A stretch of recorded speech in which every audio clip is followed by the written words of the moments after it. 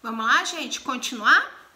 Bom, nós vamos ver agora o inciso 7º do artigo 114, tá?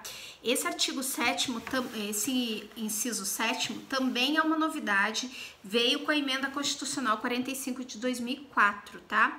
E diz lá, compete à Justiça do Trabalho, começa tudo igual, as ações relativas às penalidades administrativas impostas aos empregadores pelos órgãos de fiscalização das relações de trabalho. Pessoal, lembrem o seguinte, tá? Vamos recapitular um pouquinho de direito administrativo? Quando a administração pública exerce o seu poder de fiscalização sobre os particulares. No nosso caso concreto, a gente está falando da Superintendência Regional do Trabalho e Emprego, que antes pertencia ao Ministério do Trabalho e agora pertence ao Ministério da Economia, está na pasta do Ministério da Economia. Dentro da superintendência, nós temos os auditores fiscais do trabalho, cuja atribuição funcional é fiscalizar as empresas, fiscalizar os empregadores no que diz respeito ao cumprimento da legislação trabalhista. Quando a fiscalização, esses órgãos de fiscalização identificam alguma irregularidade, eles iniciam o procedimento administrativo que vocês já estudaram, então, vide aula de direito administrativo. Eles, se identificarem alguma irregularidade, vão lavrar um auto de infração. Desse auto de infração, cabe defesa administrativa. Dessa defesa administrativa vai ter uma decisão administrativa que pode comportar um recurso administrativo. E se for mantida aquela irregularidade identificada pela fiscalização do trabalho, vai ser lavrado uma notificação de multa, uma multa administrativa, e a empresa vai ser notificada dessa multa.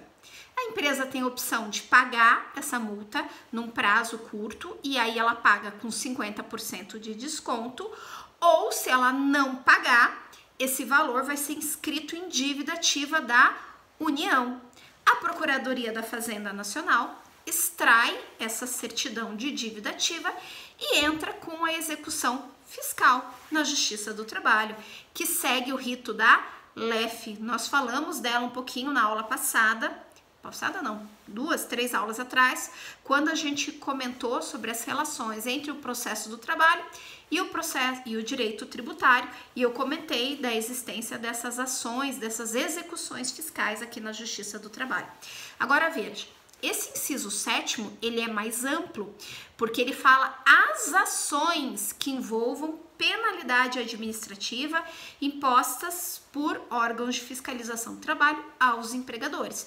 Portanto, além da execução fiscal, que a gente já tinha mencionado, dessas multas administrativas não pagas, podem existir outras ações judiciais com base nisso.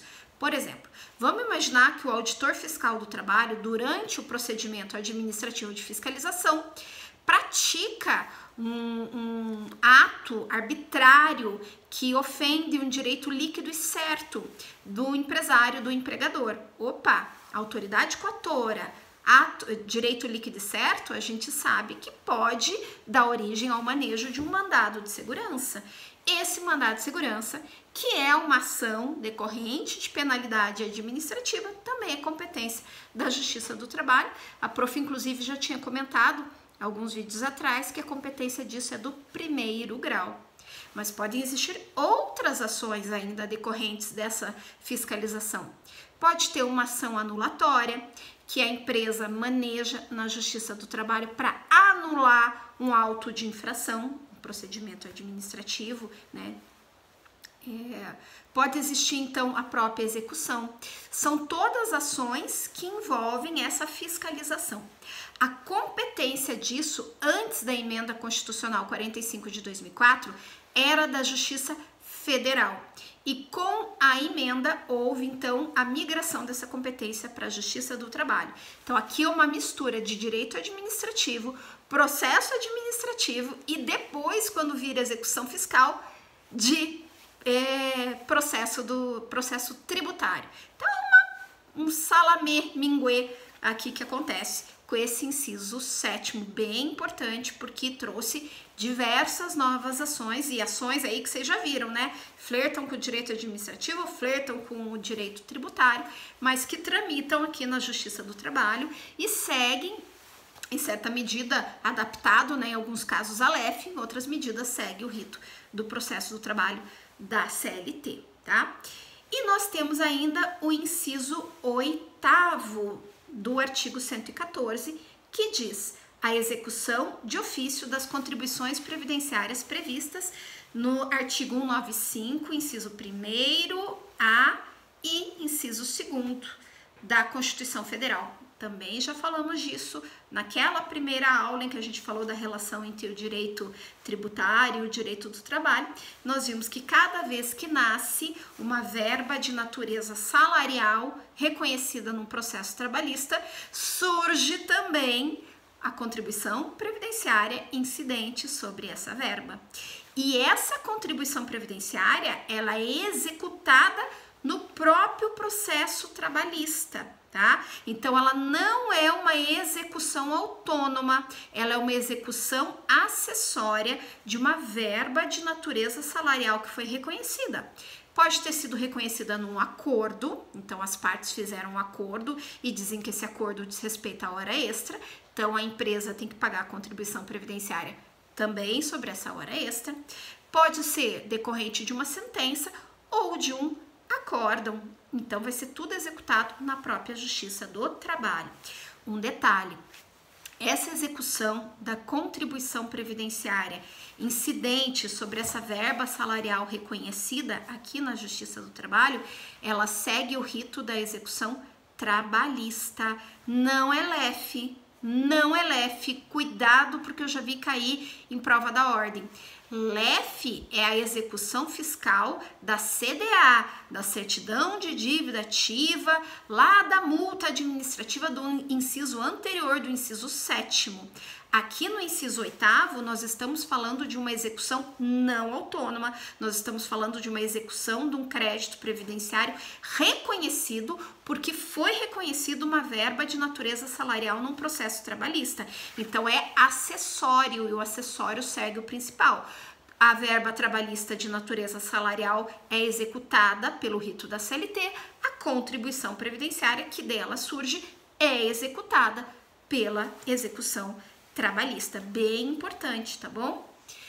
Pessoal, existe ainda o inciso 9º, só que inciso 9º, ele é quase, ou ele não diz nada, ou ele quer dizer alguma coisa que nós não conseguimos compreender. Por quê? Ele fala assim, olha, outras controvérsias decorrentes da relação do trabalho na forma da lei. Dá a impressão que no futuro poderiam vir outras leis que criassem também matérias que decorressem de relação de trabalho e que fossem competência da Justiça do Trabalho. Mas se a gente pensar que o inciso 1º já é extremamente amplo, porque fala que compete à Justiça do Trabalho as ações oriundas de relação de trabalho, a gente não entende, então, por que existe o inciso 9º, se no inciso 1º ele já teria trazido toda a competência. Ficamos aqui essa discussão, tá? Com isso, nós fechamos todos os incisos do artigo 114. Existe ainda o dissídio coletivo e a competência normativa que está prevista nos parágrafos, 1º, 2º e 3º do mesmo artigo 114. Dissídio coletivo é uma ação especial, vai ser objeto do nosso seminário, então a prof não quer antecipar muito, então, mas eu vou pensar alguns detalhes aqui para vocês desses 3 parágrafos, tá? Então, parágrafo 1º. Frustrada a negociação coletiva, as partes poderão eleger árbitros. Esse inciso 1º ele é interessante porque ele reconhece a possibilidade de uso de arbitragem em direito coletivo do trabalho. A reforma trabalhista, vocês estudaram isso em direito material, trouxe a possibilidade de a gente ter arbitragem também nos contratos dos hipersuficientes, daqueles que ganham acima de 2 vezes o teto máximo do benefício previdenciário. Mas isso é no direito individual do trabalho. No direito coletivo do trabalho, antes mesmo da reforma trabalhista, já era perfeitamente possível a gente ter arbitragem, tá? Tá aqui no inciso 1º do 114 da Constituição. Inciso 2º. Recusando-se qualquer das partes à negociação coletiva ou à arbitragem, é facultado às mesmas, de comum acordo, grifem essa palavra que essa é importante, tá? De comum acordo, ajuizar dissídio coletivo de natureza econômica, podendo a Justiça do Trabalho decidir o conflito, respeitadas as disposições mínimas legais de proteção ao trabalho, bem como as convencionadas anteriormente. Aqui no inciso 2º está exatamente a previsão constitucional do dissídio coletivo, porque diz que se as partes não concordarem, não chegarem à negociação coletiva e se elas não concordarem em arbitragem, elas podem provocar o judiciário ajuizando o dissídio coletivo, desde que elas tenham comum acordo. No nosso meeting a gente vai conversar mais sobre esse comum acordo, tá? E por fim, o parágrafo 3º diz que em caso de greve em atividade essencial, com possibilidade de lesão ao interesse público, o MPT, o Ministério Público do Trabalho, poderá ajuizar o dissídio coletivo, competindo à Justiça do Trabalho decidir o conflito. Faz sentido, gente. Vejam que o parágrafo 2º exigiu a prova do comum acordo como pré-requisito para o ajuizamento do dissídio coletivo. Vocês já pensaram se essa greve é de ônibus, por exemplo, é de hospitais, por exemplo, que são atividades essenciais, é de coleta de transporte, coleta de lixo? Puxa, são todas atividades essenciais. E se as partes não chegam a esse comum acordo para ajuizar o dissídio? Bom, nesse caso, a Constituição se atentou e disse que pode o próprio Ministério Público furar a fila e ele ajuizar o dissídio coletivo, tá? Falaremos mais sobre dissídio coletivo em nosso meeting e muito mais no grupo que vai apresentar o seminário, tá? Ufa, ufa, ufa, vários vídeos para vocês assistirem. A gente se encontra no nosso meeting às 8 da noite. Beijo, gente. Tchau.